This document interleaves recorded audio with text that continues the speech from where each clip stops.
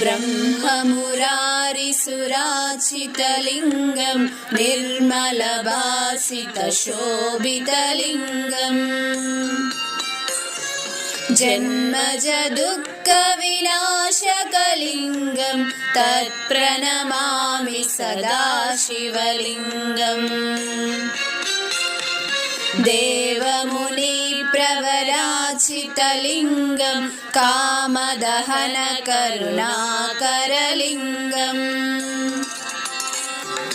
रावणदर्पविनाशनलिङ्गं तत्प्रणमामि सदा शिवलिङ्गम्